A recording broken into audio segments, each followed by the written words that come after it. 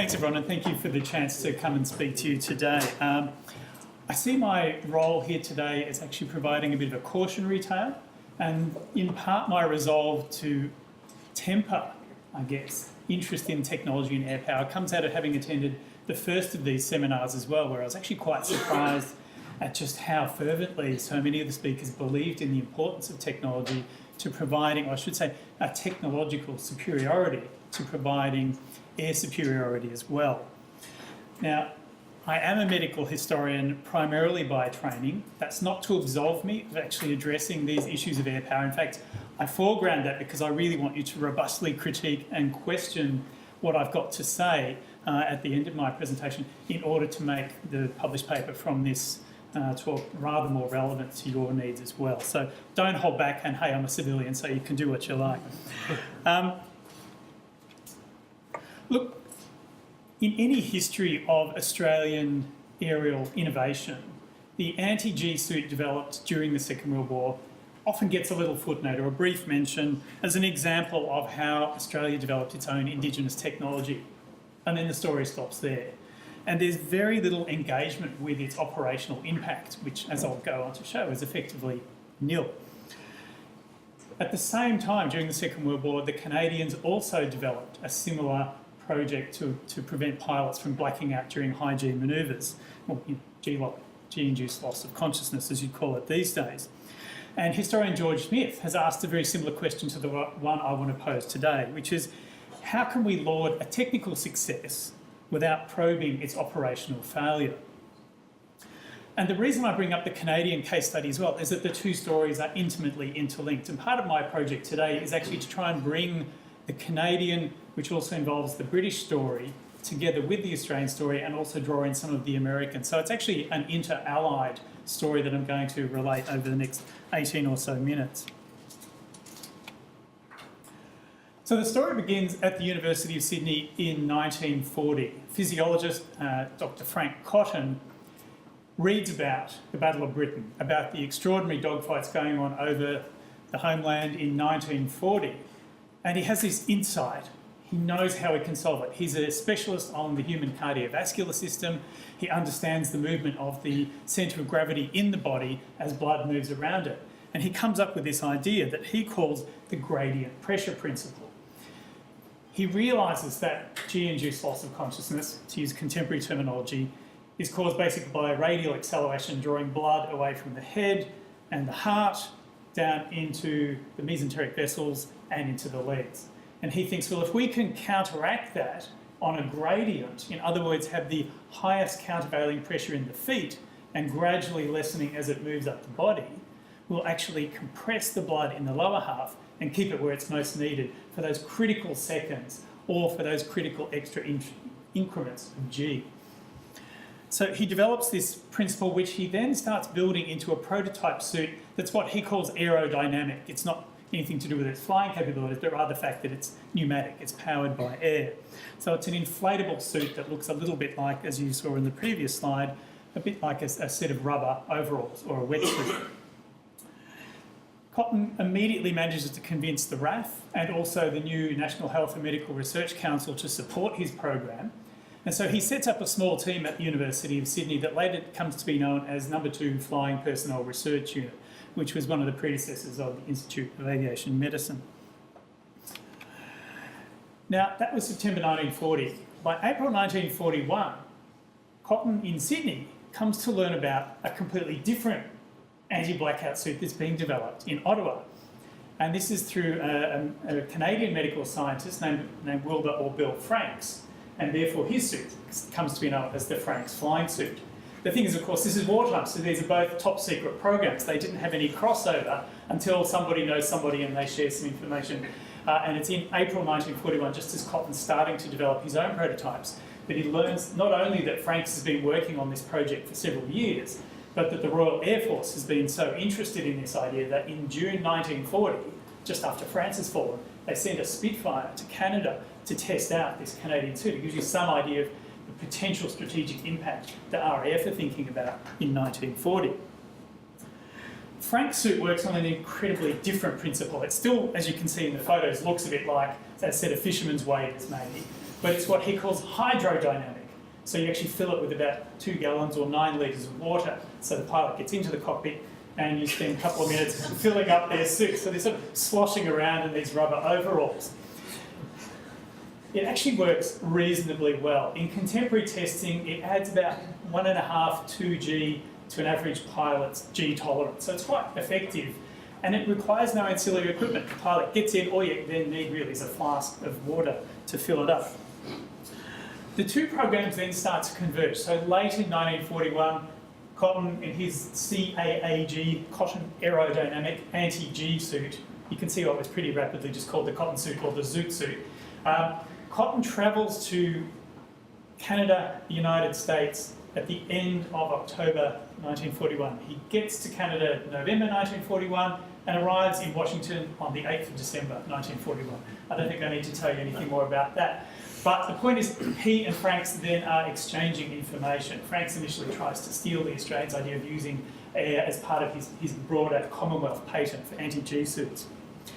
But the bigger problem for Cotton and for the Australian development is that the Canadian suits are already under development. So by late 1941 and going to 1942, both the RAAF and the Fleet Air Arm have decided they want to embrace this technology.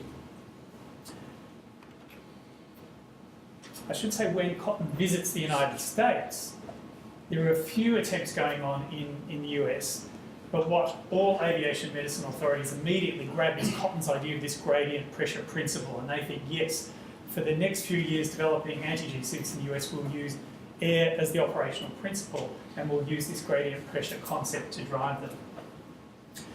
In Britain, from 1942, the RAF was very keen on the Franks Flying Suit, or FFS as they knew it. It offered this degree of protection, but who actually took it into combat first was the Fleet Air Arm. So this is off the carrier Furious in November 1942, supporting Operation Torch landings in North Africa. Royal Navy pilots are flying their Seafires against Vichy French Dewatin D520s, and they come back and say, this is fantastic, it helped us in combat. And it's a really important story because I think it feeds into the air power imaginary that comes out of these anti-G suits. They do offer an air combat advantage. Should never forget that birth story in the Battle of Britain, and think about these are fairly limited combats over North Africa with questionably motivated French pilots. But this idea that you're getting this combat edge through adopting a new technology really takes off in the RAF in particular, and especially in the Air Ministry. Now this becomes a problem both for the British but also for the Australians because they want to preserve this potential air power advantage. And so they come up with an operational dilemma, which I think is best depicted here. This little picture out of the manual for the Franks Flying Suit. But this is what the Air Ministry policy becomes through 1943 and into 1944. This is such a powerful technical and tactical advantage that we want to preserve it until we can use it en masse to overwhelm the enemy in a strategically important operation. What do they mean? The invasion of Europe. When does that happen? June 1944. They don't know that quite at the start of 1943, but basically they're saying we're not using this over any enemy territory where it can risk being captured, and that it feeds into both the Canadian developments as well as the Australian ones as well. All anti-G suits amongst all the Allied nations are always listed as top secret projects, and it means, for instance, that the Fleet Air Arm can't deploy these suits that their pilots love over the invasions of Sicily and Italy in the middle and later parts of 1943. It also means that the United States Army Air Forces are not employing their own developed early G suits in late 1943, early 1944, as they're finally adopting aircraft like the Mustang that can actually penetrate enemy airspace to a great extent. So in other words, everyone's falling in line with the RAF. Now in Australia, that's not really a problem until mid-1943. The Cotton suit posed an enormous developmental problem, and I've written elsewhere about that, so I won't go into all of its manifold issues. But basically, it developed very slowly. But on the other hand, Cotton's idea was proved right. It was perhaps the, if not one of the two most effective strategies for counteracting radial acceleration. It could protect pilots regularly at 2 to 2.5 G above their normal tolerance limits. So it was very effective. The problem starts to be, though, that when you test it in a hurricane or a Kitty Hawk, it's actually collapsing the seat, it's bending the wings, it's bending the tailplanes of these aircraft. So it becomes recognised that in fact you can now improve the capability of your pilots beyond the engineering tolerances of their operational aircraft. Nevertheless, by November 1942, tellingly, this is just after intelligence comes out of North Africa, George Jones, who's then Chief of the Air Staff, says, this is the RAAF's absolute top priority. I want 100 of these suits to equip P-40, Spitfire and Boomerang squadrons in that order. Over time, he changes his priorities and it really starts to focus on the Spitfire only. The problem is, though, that you start to see it's never just about the suit. And there's the issue of, well, what's going to inflate the suit? So we move from compressors to gas bottles. Therefore, you need valves, you need gas gauges, you need particularly distributed because the suit has 6 different pressure compartments that all have to be inflated individually and immediately as acceleration forces on the aircraft increase. Then you start to find problems in the air. You need an accelerometer to tell the pilot how much G he's pulling. You need to put in a maximum G warning to say, hang on, you're in a Spitfire, maximum G tolerance 7G, you've got to stop or you're going to bend the wings. Or also, alternately, you're flying so slowly or you're pulling such a tight turn that you're going to stall and fall out of the sky. So suddenly, pilots are seeing all of these devices proliferate in addition to the fact that they're having to actually plug into their aircraft systems as well. All of this makes them increasingly resistant to adopting what's still a superior technology. I guess this is one of the things I've argued elsewhere, is that it's never really seen as a comprehensive system, and I think that's one of the big failings of the Australian AntiG program, and it feeds into the post-war, particularly American embrace of what became known as weapon systems. There's no sense of correlation and careful planning for all of these separate elements through the mid-war years. Now, in May 1943, it was decreed that Spitfires are the aircraft that would be sent to the front line with the cotton suit. So the first Mark 5Cs arrive in Darwin in June 1943, along with the test team. They're evaluated there, and looking at some of the theorists who actually considered the air war over Darwin during 1943, I'm thinking here of Brian Weston, but also thinking of Sanu's taxonomies as well. It's a situation that's moving maybe from air parity, where basically Spitfire 5s and Mitsubishi A6M06 are at about the same level, to one that's maybe a more favourable air situation where the Japanese are receding. And so as this suit's being tested out operationally, the threat from the Japanese, Imperial Japanese Navy is receding quite dramatically in those final months of 1943.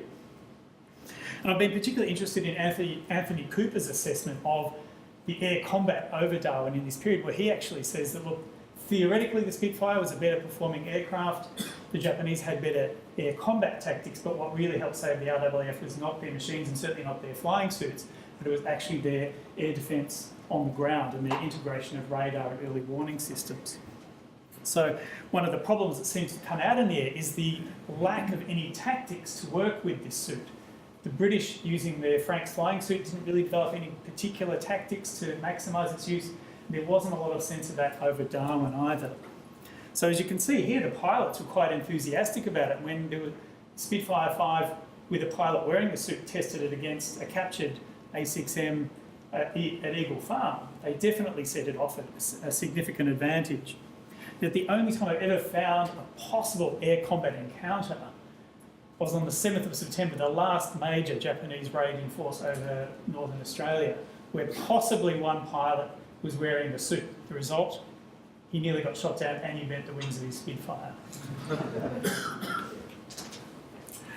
More to the point, and this is just giving you some sense of how you go about casually putting on your suit while you're about to scramble in your Spitfire in Darwin. The suit was hot, it weighed 9 kilograms, it was heavy. Imagine hanging around in a wetsuit in Darwin, day after day waiting to scramble. It was bulky, which is important when you get into a very tight cockpit of a Spitfire. And as you can see here particularly, it's very cumbersome. It hinders the process of scrambling. Now this is important in the air defence context of Darwin, where Japanese raids generally came in at 26 to 30,000 feet. And it was a similar story when the Frank suit was trialled in Ceylon by 17 Squadron RAAF, who had the same problem. They said, sitting in my Spitfire waiting for you to fill up my suit with 2 gallons of water more than doubles the scramble time. And when you're looking for an altitude and airspeed advantage, that's a critical loss in order to gain an advantage in one axis of manoeuvre. And by this stage of the war, the idea of the Battle of Britain dogfight is falling away to being able to choose your tactical advantage by having a height and speed advantage over enemy aircraft. And so what happens in the end with the RAAF is that they choose to adopt this suit for all Spitfire squadrons, although that's never fully operationalised, but they decide that we're going to limit the pilot's maximum capability across all of the squadrons to 6G. So in other words, we'll set the maximum G warning in the Spitfires, but we'll also adjust each pilot's G suit so that they can only reach a maximum of 6G and therefore not overstress their aircraft. And of course that's dramatically diminishing the potential individual advantage for pilots in combat. So having rolled out 452 Squadron fully operational with their cotton suit by October 1943, a month later it's withdrawn by Northwestern Area Command. They say, we don't want it, we don't like it, it's particularly concerning that pilots won't be able to evacuate the aircraft if they're shot down. What instead happens is it goes into a period of hiatus, but in February 1944, finally the RAF says, okay, we want to use the Frank suit for the forthcoming invasion of Europe. We need time to develop it tactically and employ it en masse. In April 1944, they briefly test it with a couple of Spitfire squadrons who decide we don't like it, and it's withdrawn. So the British never used the Frank suit on large-scale operations except in the Fleet Air Armageddon. But April 1944 is important in it for another reason, and for a different group of naval flyers. This is VF-8 US Navy Squadron flying Hellcats who were using one of the early American G suits, using the Australian gradient pressure principle, who were fighting off Palau. And they say, this is fantastic, it's not only aiding us in combat, but it's reducing our post-combat fatigue as well. And it's when these reports start to reach the RAAF in April 1944 that George Jones again says, right, I want 3 Spitfire squadrons, 452 Australian and 548, 549 RAF are all going to be fully outfitted with the cotton suit. And they were from June until September 1944, when once again they're pulled out of the front line before any of these aircraft are deployed overseas. So the only time the Australian program ever potentially imperilled Allied security about Allied G suits was actually when a radio broadcast went out about the work of Sydney University in 1943. So November 1944, the cotton suit is officially dead as an RAAF innovation. But it's at that precise moment that the RAAF decides we're going to adopt the American suit. But critically, this is a new suit. It's the G3, and this is just a touched-up illustration showing where the air bladers are located. It's a cutaway suit. It weighs less than 2 kilos, but it doesn't use the gradient pressure principle. It just uses a single pressure through the whole suit, which is not as effective at counteracting G, but it's effective enough. It's light, it's breathable, it's comfortable, pilots will actually wear it. And from November 1944, suits like this one, the G2 and the G3 and the US AAF and the G1 and then Z1 and so on in the US Navy are issued to every fighter pilot as standard equipment. The RAAF orders a stack of these and the requisite valves to fit them into their Spitfires. They never get them. The war ends, Lend-Lease ends, and they finally have to reorder them in November 1945, by which stage the old cotton suit's being thrown out of stores as well. And that's almost the end of my story, except that the RAAF shipped off some of their G suits, these new lightweight American G suits, to Japan with the British Commonwealth Occupation Force's 81 wing, but nobody really used them, so they sent them back to stores in Australia. When the Korean War breaks out, 77 Squadron never used them operationally. You can see occasionally there's evidence that Australian pilots were mucking around with American G suits they could get their hands on, but the only time that the RAAF actually operationally tested G suits in Korea was late in 1952 when the RAF had developed a whole new air-operated suit. They'd well and truly ditched the water-operated principle, and they sent a batch of suits out to 77 Squadron to try in their Meteors. Now, tactically, by this stage, Meteors were not being used for any sort of air superiority role. They were using mainly for interception, bomber escort, and ground attack. And they were discouraged from mixing it with MiG-15s. They were actually told, stay close to the bombers. So there's very little information coming out of the RAAF's use of the new RAF Mark IV suit in 1952. But even the RAF itself didn't really adopt G suits holus bolus until 1954 when they brought in the Hawk Hunter. So it's only out of Korea after mock combats with F-84s and F-86s of the United States Air Force that the RAAF finally orders British G suit for use in Meteors, Vampires, Canberras, and the forthcoming Sabres as well. They order a batch. When do they arrive? About the same time the Korean War ends as well. So what are the lessons that I would take out of this? Look, I think partly any technological advantage you want to introduce into a service really needs to be adopted by the whole of service as well, and that's clearly never the case with the Canadian AntiG program. There are all sorts of different groups, university researchers, Directorate of Technical Services, air crew, as well as headquarters, in addition to global strategy, all competing with different ideas about what this technological advantage would actually mean in terms of potential air superiority.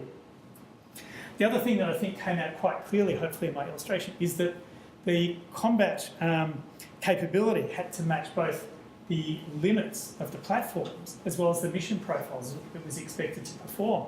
And one of the things that most damaged both the Canadian and the Australian AntiG suit was that they were configured like the Spitfire, really for short-term combat over London, rather than thinking about longer-term missions, and particularly in a tropical setting where pilots would be waiting in readiness for hours and hours on end in 30+ degree heat, 100% humidity, wrapped in a wetsuit.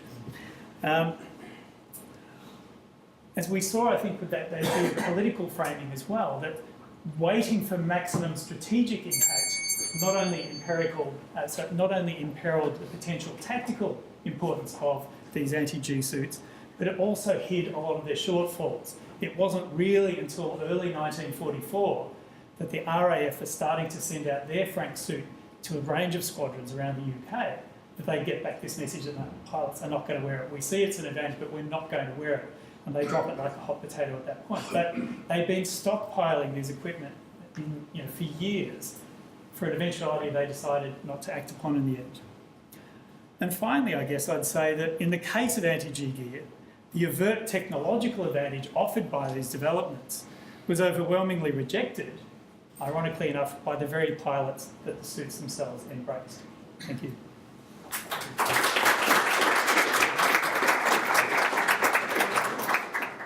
Thank you very much for that, Peter. I think we all learnt a lot and were entertained by a lot of things as well. I'm open the floor to questions, please. Straight away, thank you very much.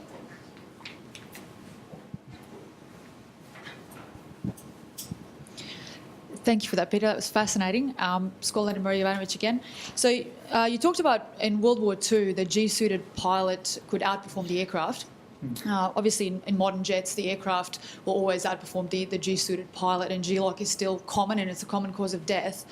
You also mentioned combat edge in a different context. My question is twofold. One, what do you think of the combat edge G protection system? And more broadly, what's the future in this area? Is it developing things like combat edge further, or is it developing things like auto GCAS because we will continue to G-lock because the aircraft are just getting that much better?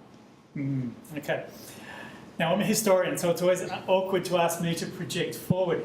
Look, I think from the examples that I've looked at and from what I understand about contemporary combat systems, if I can just show you another slide here, for instance. These were the limits for a range of British wartime aircraft. These were the structural limits. You can see they're basically a reduction of the maximum braking stress of the aircraft. What I found most interesting is that the late model Spitfires are the ones that have the highest G tolerance. In fact, after the war, the British allow their maximum tolerances to decrease again. They don't keep building stronger and stronger aircraft into the late 40s and early 50s. And I think it's partly to come back to your question about how important is it to engineer aircraft well beyond the potential capabilities, even the augmented capabilities of the aircrew themselves. My reading from the history and from what I understand of the contemporary situation is that, yes, you can offer combat edge, but you've got to know how to use it. And so for the pilots that I looked at, the fact that they were taking 2 extra minutes to get into the air was what was critical to them, because a Spitfire 5 could outclimb and could outdive a Zero, and they knew they couldn't outturn it. So finding a way to gain that edge, if it meant ditching something that saved them in one particular parameter of their envelope, was critical to them, because they gained the 2 elements that they felt most important: altitude and airspeed. So to me, the problem is developing those systems in unison, I think, and going beyond the capabilities of one isn't necessarily helpful.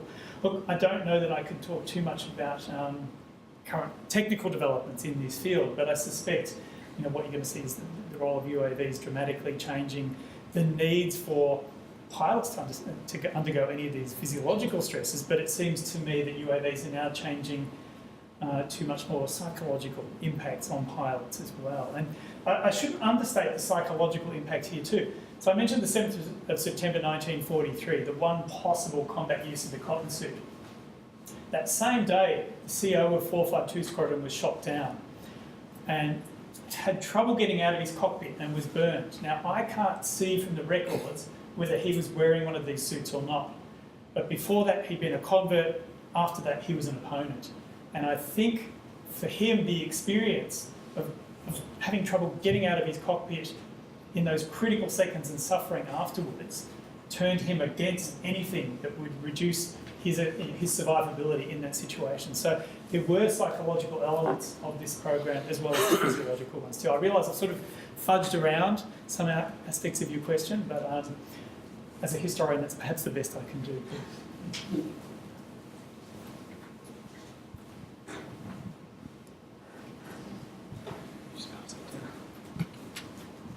Thanks, Peter. Mark Lax, great presentation. I just thought I'd add, I'm not sure whether you're aware, but the fellow that you showed, the Australian fellow in the pictures with the moustache, Yes. was a guy called Ken Robertson. Ken Robertson was a test pilot. He was also a member of 452 Squadron as a fighter pilot before he started to do those trials. So it just seemed to me that there was a logical connection in the choice of Ken Robertson to do that work. And just as an aside, Ken also then took the Lincolns to Malaya as the squadron CO. He came back and did all our helicopter test flying. So what a remarkable fellow that he did all that range of activity. So I just wanted to add that as a comment rather than a question, but thank you very much for your presentation. It was excellent. Pleasure, thank you. I mean, I can add a little comment about Ken Robertson, just specifically on Mark's point, that Ken claims he was chosen to be the test pilot for the cotton suit program really from 1942 through to 1944, because he was standing in the bar at 2 operational training unit and another pilot seemed to be eyeing him up and down, and it was because there were so few cotton suits at the time that he was chosen for his body height and size more than anything else. And so he then got roped into this program for several years. But his role both in understanding fighter operations and the potential advantage of the suit became really important when he went out to 452 Squadron in the middle of 1943 to demonstrate the suit in combat. And Clive Caldwell, I know Kristen's at the back there, Clive Caldwell, who was in charge of the #1 Spitfire wing at the time, was also a convert. And he said that a pilot wearing a cotton suit in a Spitfire could outturn a pilot in another Spitfire without the suit at the rate of, you could lap them every 2 turns, basically. So that gives you some sense of the edge that you could deliver in combat, but ultimately his word wasn't enough to convince pilots individually, and that ramified up the chain of command to the point where Northwestern Area Command told RAAF headquarters, we are withdrawing this suit from operations, pretty much unilaterally, and Jones didn't push back too hard against that. Travis, I think you had a question. Just leave it with you, Travis. Sorry. I'm on with the question. Wing Commander Howland again. Just had interesting there. So we had three of the allies who actually seemed to be working on this technology independently, yet we classified the technology and the science obviously behind it as top secret. What about the Germans and the Japanese? Did they have a different approach? Because obviously the science is the science. Did they not investigate it? Did they have a different approach? Did they have a different response? And are you aware of that sort of relationship in terms of using the human physiology as a combat edge? Yeah, no, it's a great question, and it's one that's actually hard to ascertain from the historical literature, but I understand it was this. The Italians had effectively no anti-G.